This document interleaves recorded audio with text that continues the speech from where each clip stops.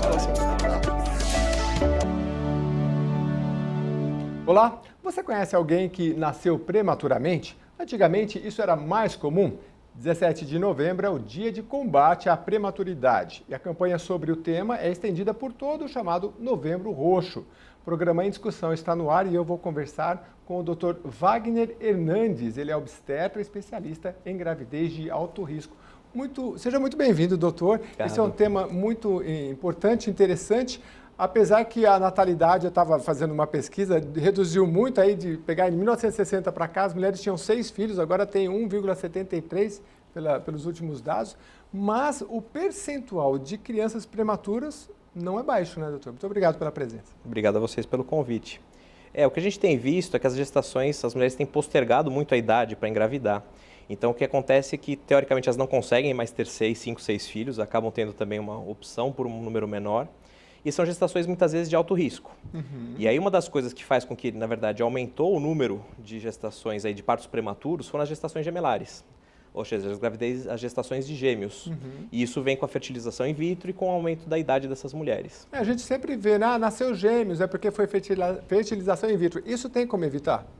Teoricamente, sim, né? Mesmo a mulher que vai para uma técnica de reprodução assistida, ela pode, de repente, fazer a transferência de um único embrião, por exemplo. Uhum. Isso minimiza o risco de uma gestação de gêmeos. Uhum. Se ela transferir 2 embriões, 3, teoricamente, esse risco é maior. Então, já existe esse movimento, não só no Brasil, mas como na Europa, também na tentativa de minimizar as gestações gemelares, porque, se você for ver, as gestações gemelares elas são responsáveis por mais ou menos 2 a 3% de todas as gestações. Porém, elas são responsáveis por mais ou menos 17% a 20% dos prematuros no mundo. Então se você atacar isso, você já reduz desses 10% aí de cada 10 crianças, 10 bebês, um é prematuro no Brasil, né?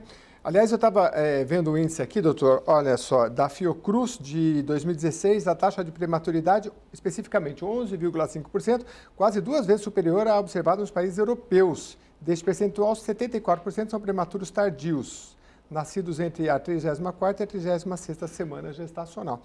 Como é que a gente pode definir o que é um bebê prematuro, doutor?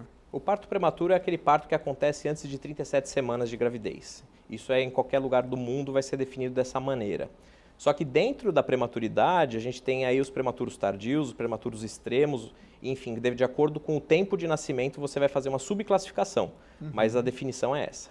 E o parto convencional, normal, digamos, seria até 40 semanas. Isso, exatamente. Nascidos com 37, menos de 37, daria o quê? Uns 6 meses?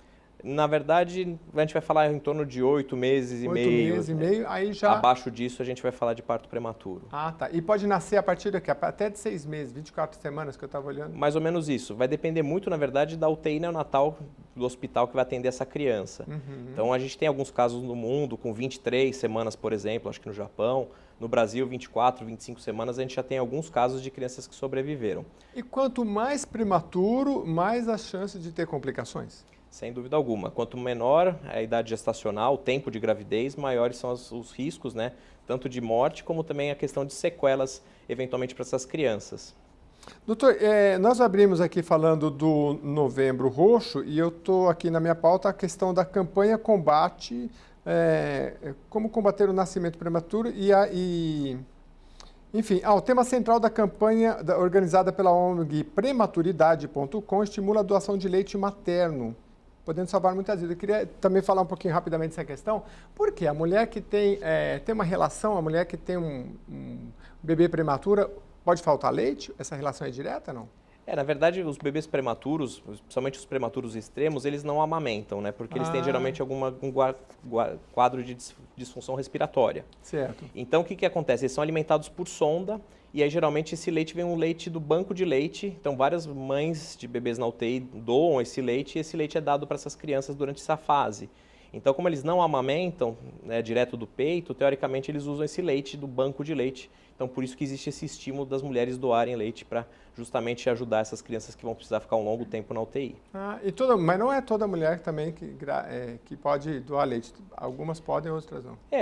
Na verdade, assim, as próprias mães que tiveram os bebês gêmeos não, na verdade os prematuros, elas podem doar esse leite. Agora, tem mulheres que além de amamentar seus filhos, ainda tem uma sobra, né? Sobra muito leite e essas mulheres são candidatas à doação. E hoje é mais simples, né? Eu já fiz reportagem sobre isso, você vai, né? Parece que é congelado, você vai lá numa data da semana, é super simples. Exato. E dá para ajudar, é muito bom, é muito interessante. Agora, doutor, é a questão da prematuridade, então, a gente já definiu aqui que a partir nascidos antes de 37 semanas, o convencional seria 40 semanas, e aí tem algumas classificações. Para ser mais específico, olha, prematuro limítrofe, nascido até 37, antes de 37 semanas, moderado, aquele nascido entre 31 e 36 semanas, e prematuro extremo, aquele nascido entre 24 e 30 semanas, né? Geralmente essas características eu estava vendo aqui, o bebê com a pele um pouquinho mais fina, né? Ele não está... A formação já foi praticamente completa, mas quais são as principais características, doutor? Na verdade, a maior parte das vezes falta maturidade de alguns órgãos. Então, a pele, por exemplo, é um deles. Então, essas crianças, por exemplo, quando nascem muito prematuras, elas precisam ficar naquele berço aquecido, porque elas têm uma tendência, por exemplo, a perder calor. Mas acho que o órgão principal, a gente vai falar muito do pulmão, porque a maturidade do pulmão, ela começa ao redor de 34 semanas. Por isso que tem essa divisão com 34, porque antes de 34, a chance desse pulmão estar maduro é muito baixa. Então, essa é uma preocupação que a gente tem justamente quando a mulher, por exemplo, entra em trabalho de parto prematuro, a gente tenta segurar, muitas vezes, quando isso é possível. E a ideia de segurar não é segurar até o final da gravidez, é segurar por pelo menos 2 dias para dar tempo de dar uma substância, que a gente chama de corticoide, para amadurecer o pulmão dessa criança caso ela precise nascer. Tá. Agora, doutor, tem como saber se uma criança vai nascer prematuramente ou não? Eu até vou fazer um parênteses para contar uma rápida história, que eu conversando com uma colega, ela falou, olha, a minha amiga, ela foi no obstetra, tipo, na terça, na quarta ela sentiu dores muito fortes, achou que era mais uma crise de cólica, enfim, mas não aguentou, teve que ir para o hospital. Aí depois foi transferida para um outro hospital, a ambulância errou o endereço, o bebê teve parada respiratória, enfim, teve complicações. Dá para saber, a medicina tem condições de saber se vai nascer prematuro ou não? A gente hoje consegue fazer algum tipo de triagem. Tem mulheres que já têm uma predisposição maior de saída. Então, por exemplo, as mães de gêmeos, por exemplo, têm um risco maior já de prematuridade sabidamente. Mulheres que tiveram um bebê prematuro anterior também têm esse risco adicional. Então, ela tem que tomar um cuidado. Já teve um prematuro, a chance é muito grande. E aí a gente tem intervenções para minimizar esse risco. Tem a questão das exposições ocupacionais. Então, a gente sabe que mulheres que trabalham durante o período da noite, ficam muito tempo de pé, passam por estresse, a questão, por exemplo, de tabagismo. Tem vários pontos que a gente sabe que aumenta esse risco. Então, a gente já vai, durante o pré-natal, classificando quem é de maior risco ou quem é de menor. Mas existe um percentual da população que não tem nenhum desses fatores de risco e, eventualmente, pode ter esse parto prematuro. E aí, o que a gente tem nos tempos atuais de mais interessante é que a gente faz uma avaliação do colo do útero, por exemplo, com ultrassom, na época do segundo morfológico, que é ao redor aí da 20ª semana, que seria, na verdade, na metade da gravidez. E o que a gente sabe é que as mulheres que têm o colo do útero, que seria como se fosse a fechadura do útero, mais frágil, esse grupo tem um risco maior de parto prematuro. E nesse grupo a gente consegue ter algum tipo de atuação para minimizar esse risco. Isso a mulher pode pedir para o médico, por exemplo, doutor, eu queria que fizesse essa avaliação, porque a gente está falando em um caso em cada 10, não é muito pouco, né? Então, assim, é uma medida preventiva, né? E não é um exame complexo, né? Você só precisa do aparelho de ultrassom que já está ali para ser feito morfológico. Então, em alguns países, isso já foi instituído como uma medida para todo o pré-natal, inclusive no serviço público. E no Brasil vai depender um pouco de cada serviço, né? A gente tem ainda uma limitação, a gente sabe que até muitas mulheres não têm acesso ao pré-natal, e acho que esse é um dos grandes problemas da prematuridade no nosso país, porque um pré-natal muito bem feito, justamente identificando esses riscos, a gente consegue minimizar essas complicações tão temidas. Aliás, o senhor falou para mim, antes de começar o programa, eu falei, doutor, é bom apresentar esse programa porque eu sou totalmente ignorante, não tenho filhos, então o senhor estava explicando o pré-natal. O pré-natal é desde que quando começa, sabe-se da gravidez, começa o pré-natal, né? Exato. E aí vai fazendo avaliações mensais, depois mais a miúdos, como se diria, mais próximas, não é isso? Isso, é um conjunto de consultas e, na verdade, de cuidados que você vai fazer para essa mulher durante todos os 9 meses e também o pós-parto, que às vezes a gente esquece disso. Então, na verdade, a maior parte das vezes essa mulher, assim que ela descobrir que está grávida, ela deve procurar o hospital, aí, ou, na verdade, o posto de saúde próximo da casa dela, ou o médico particular dela, e iniciar essa sequência de consultas, como você bem disse. E isso a gente percebe que faz uma diferença enorme no resultado, tanto para a mulher quanto para o bebê. Agora, então, para fazer uma recapitular um pouquinho, eu vou perguntar para o doutor se tem questões genéticas ou não, mas enfim, se o bebê nasceu com menos de 37 semanas, aí é o prematuro, o ideal é que ele nasça então com 40 semanas. Tem o que fazer? Claro, todas aquelas recomendações gerais, a alimentação, drogas, nem pensar, eliminar o tabagismo. Eu conheço mulheres que pararam de fumar, teve a criança e depois voltou a fumar, mas é melhor do que... Minimiza, pelo menos para o bebê. Não parar, né? Sim. Enfim, agora, é um caso em cada 10. Então, assim, existe a medição do colo do útero, que o doutor colocou aqui, que é importante, que dá para saber se existe essa possibilidade maior ou não. Gêmeos tem mais possibilidade. Agora, que mais, doutor, que a gente pode falar em relação à precaução? Então, um dos principais fatores para a prematuridade espontânea é infecções. Então, por exemplo, infecção urinária, uma infecção vaginal. Então, justamente, se a mulher tem algum tipo de sintoma, algum corrimento, alguma coisa, ela já tem que ser investigada desde aquele momento. Porque se você trata aquela infecção, por exemplo, você já minimiza esse risco. Tanto dela entrar em trabalho de parto, como, por exemplo, de romper a bolsa, que seria aí um outro fator que vai levar, provavelmente, à prematuridade. Uma outra coisa que é legal de fazer no pré-natal é cuidar das mulheres que têm maior risco de diabetes. Porque a diabetes na gravidez faz com que os bebês sejam, muitas vezes, quando a diabetes não é bem controlada, faz bebês grandes, com muito líquido. E a gente sabe que o útero, quando ele distende, como qualquer elástico, a hora que você puxa muito elástico, ele tem uma tendência a contrair. Então, por exemplo, funciona parecido com o mecanismo, talvez, do gemelar. O diabetes faz com que a criança nasça maior? Exatamente. Ah, é? O diabetes mal controlado faz com que essas crianças sejam grandes, com muito líquido. E essa distensão, essa hiperdistensibilidade do útero, tem uma tendência a um parto prematuro, tanto por contrações como por romper a bolsa.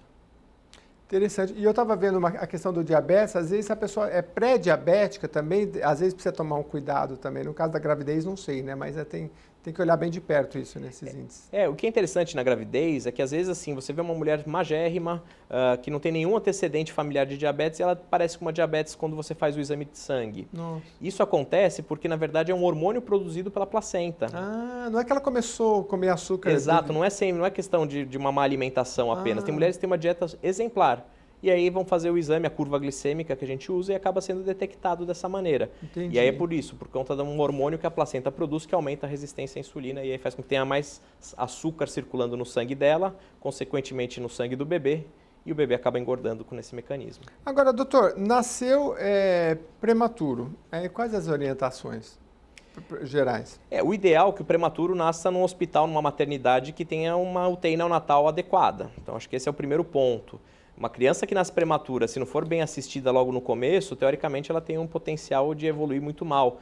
Então, acho que sim, tentar identificar quem é a mulher de risco, transferi-la para um hospital de alto risco, isso vai fazer já uma diferença tremenda. Outra coisa que eu comentei anteriormente é justamente, se você percebe que essa mulher está em trabalho de parto prematuro, o ideal é que você iniba o trabalho de parto prematuro dela, faça a tal da injeção de corticoide para amadurecer esse pulmão, para que se essa criança realmente nascer, ela já nasça em melhores condições. Então, essa é uma outra coisa. E para casos abaixo de 32 semanas, hoje a gente usa uma substância que chama sulfato de magnésio para proteger o sistema nervoso central. Porque as crianças prematuras têm um risco maior de hemorragia intracraniana, ou seja, de sangrar na cabeça, porque eles são muito frágeis. Quando você faz essa medicação, a gente percebe que minimiza esse risco. Tanto então, que o Dedê, a gente fala como é que... moleira. A moleira, né? Ela vai fechando, né? O cérebro, ele é muito frágil. Ele é muito frágil e nos bebês prematuros ainda mais. Então, quando a gente percebe que vai nascer com 28 semanas, a gente faz o corticoide e aí faz essa medicação sulfato de magnésio para minimizar esse risco de hemorragia intracraniana e, consequentemente, essa criança vai ter uma evolução bem melhor.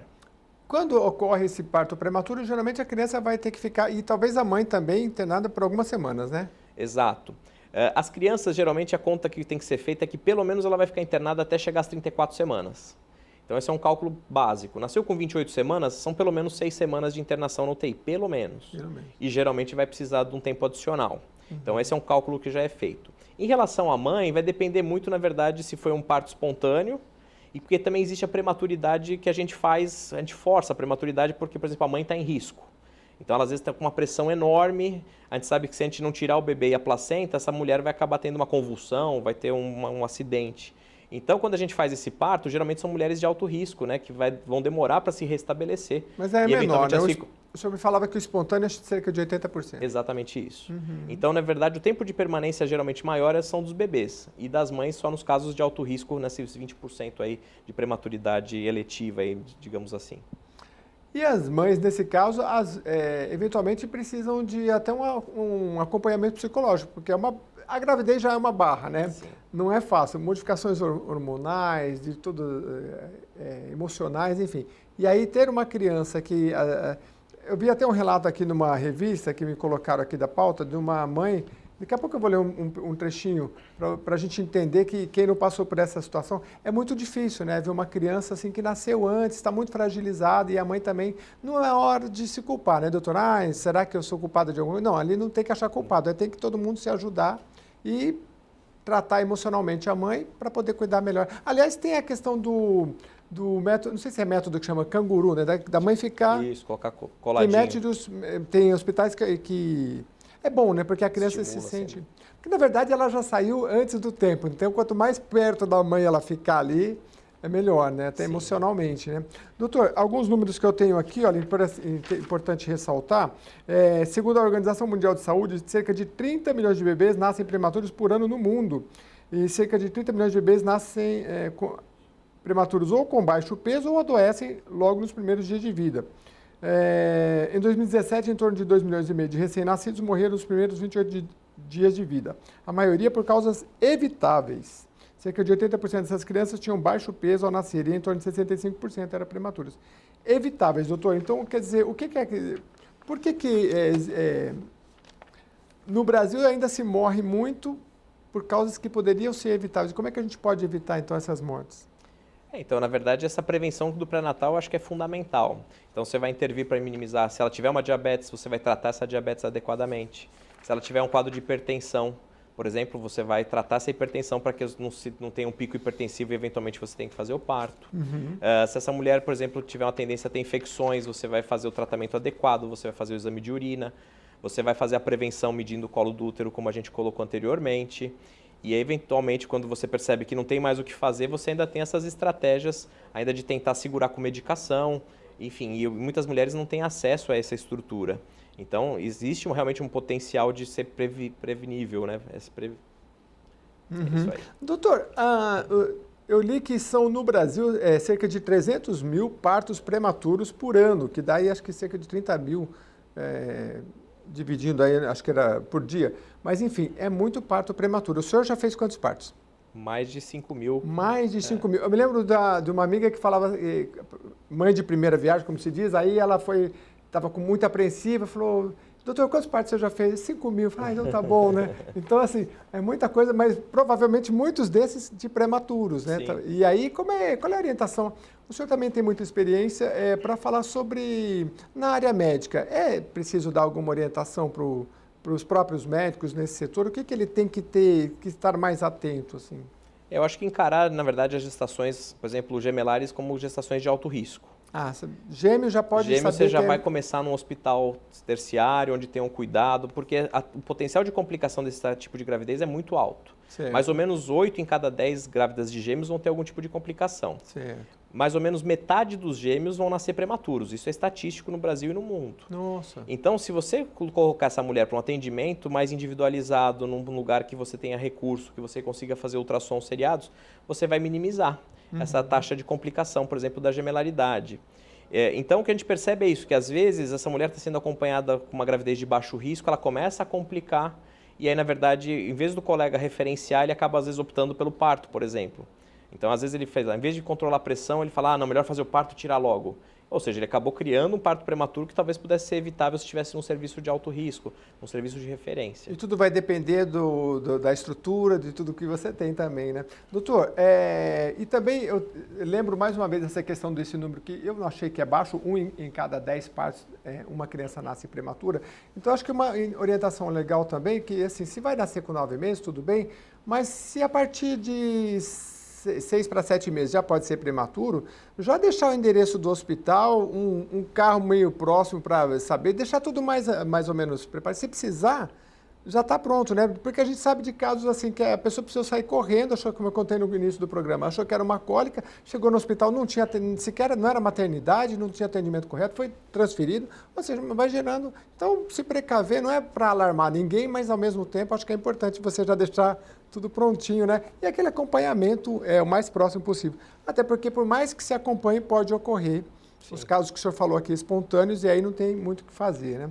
Bom, doutor, em relação aos cuidados que o senhor falou, tem a questão do cuidado integral, né? Porque eu acho que essa questão dos cuidados integrais o senhor já abordou, que é a questão de poder, às vezes, uma equipe multidisciplinar que acompanha desde cedo. Eu tenho aqui um relato deixa eu ver aqui, da matéria, da revista Pais e Filhos. Eu achei interessante, porque é uma mãe que ela conta assim, olha, fiquei 2 dias internada antes de ser submetida a uma cesariana de emergência, pois minha pressão chegou ao pico, 22/14, devido à pré-eclampsia que tive.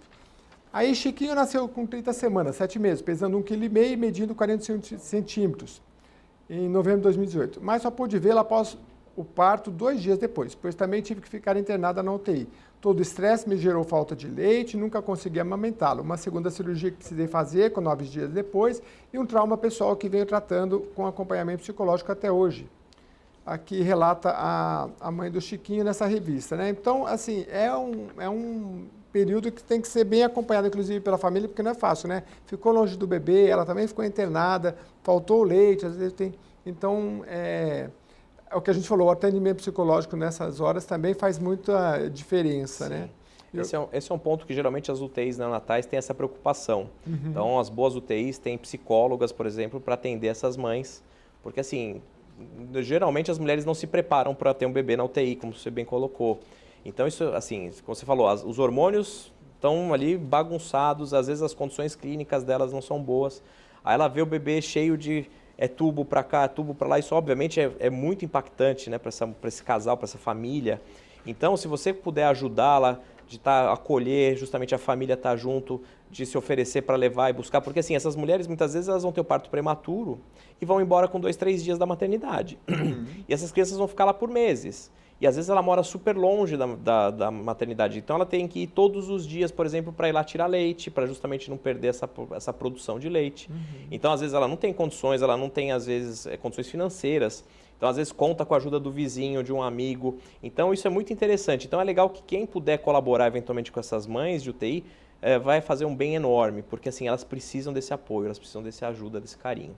Em relação ao bebê, doutor, o senhor falou no início do programa que quanto mais prematuro, maior o risco de complicações. Na vida adulta pode haver complicações e eu queria que o senhor relatasse e detalhasse um pouco, né, quais são as complicações mais comuns no caso da prematuridade.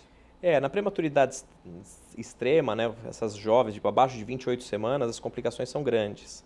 Então as principais complicações são sequelas neurológicas. Às vezes as crianças têm retinopatia, ou seja, elas têm dificuldade visual, elas têm dificuldade de audição.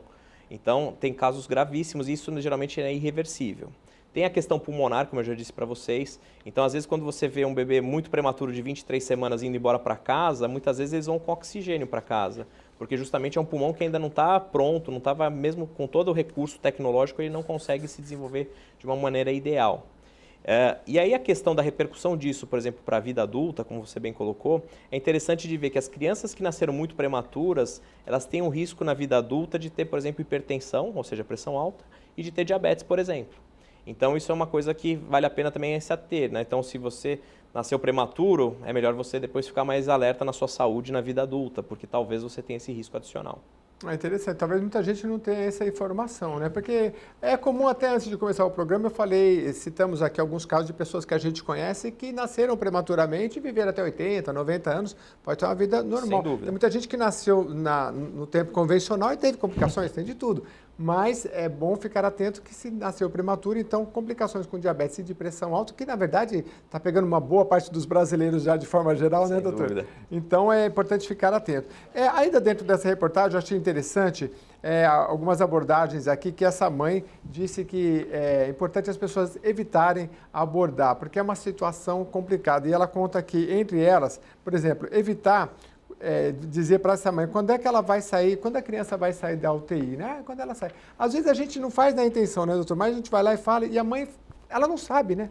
Não. Vai sair daqui uma semana, 2 semanas, então é melhor não precisa, né, perguntar. Sabe? E às vezes, a maior parte das vezes, nem os médicos sabem, né? Nem os pediatras que estão cuidando podem dar uma expectativa. E a vida de UTI, do bebê na UTI, é uma montanha-russa. Tem dias ótimos, tem dias péssimos, então é um sobe e desce. Quando a coisa parece que está tudo caminhando bem, de repente vê uma infecção. E aí vai postergar que essa criança fique mais 15 dias, mais um mês. Então é muito difícil você dar uma estimativa. A gente consegue muitas vezes dar uma estimativa mínima, mas a máxima, infelizmente, é uma coisa que não tem como prever. Então justamente essa pressão, essa cobrança dos conhecidos, dos familiares, sem dúvida alguma é ruim, porque elas não têm como dar uma satisfação e isso gera uma ansiedade enorme para aquele casal. Outras perguntas que ela também recebia e que acaba desagradando qualquer mãe que está nessa situação.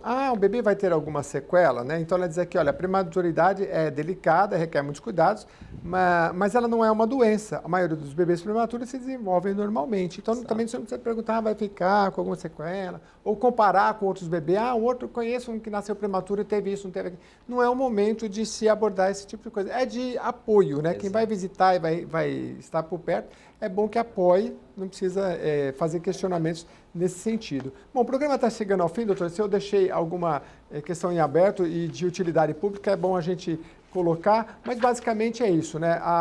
As prevenções, como o senhor já colocou, além de toda a prevenção da gravidez, estar muito atento ao tabagismo, ou seja, o uso de drogas, alimentação adequada, controlar o estresse, né, que não é fácil, né? Por isso que, às vezes, doutor, é engraçado, a gente vê aqui na própria Casa Legislativa, a gente vê trabalhos muito voltados a essa questão, inclusive do tempo da mãe poder ficar com a criança cada vez maior, porque há estudos que esse período, quanto mais bem acompanhado, ele vai fazer uma diferença muito grande lá na frente, né? O pré-natal e depois que nasce, por isso que já teve leis aí de aumentar de 3 meses para 6 meses a licença, a maternidade, porque é um período que, se tudo der certo ali, a possibilidade dessa criança viver mais e com saúde é sempre maior, né? Agora, é alarmante, doutor, o nosso Brasil ainda estar aí com níveis, em relação à Europa, que é o que a reportagem traz, muito, mais do que o dobro de prematuros, proporcionalmente do que em outros países, por conta de um atendimento adequado, né? Exato, acho que se a gente pode dar alguma dica, acho que é isso, é fazer um bom pré-natal. Então acho que tem que melhorar, acho que é a saúde pública, sem dúvida alguma, acho que esse é um diferencial que os outros países têm. E aí, até aproveitando essa questão, né, de estar com vocês aqui, de falar, de repente, essa questão da licença maternidade, né? Isso já foi muito discutido. Porque é isso, imagina uma mulher que tem o parto com 26 semanas, o bebê dela vai ficar internado 3 meses, 4 meses. Se ela tem uma licença, né, de 4 meses, 6 meses, acabou. Então, existe uma luta dessas mães de prematuros justamente de falar assim, olha, vamos tentar, de repente, estabelecer que durante o período de internação na UTI a licença não seja contada, porque teoricamente ela estaria grávida até lá, né? Então acho que talvez uma mobilização talvez da população e aí também aí de toda a política nacional seria muito interessante nesse sentido para dar esse acolhimento para que essa mulher também depois em casa possa ficar com o filho, porque muitas vezes o filho chega em casa e ela já está voltando a trabalhar. Ela já está voltando e ela é uma criança que geralmente precisa de mais cuidado. E não é pouco, como nós trouxemos aqui, mais de 11%, ou seja, 1 em cada 10 crianças no Brasil que nascem prematuras, são aí 300 mil partos por ano. Doutor Wagner Hernandes, obstetra, muito obrigado pela sua presença. Com certeza vai voltar aqui mais vezes. Obrigado. Obrigado pelo convite. Pela sua atenção. E a você que nos acompanhou até agora e também pelas redes sociais, mande suas questões, suas perguntas, que a gente vai pautando aqui a nossa programação de acordo com as suas indicações. Até o próximo programa em discussão.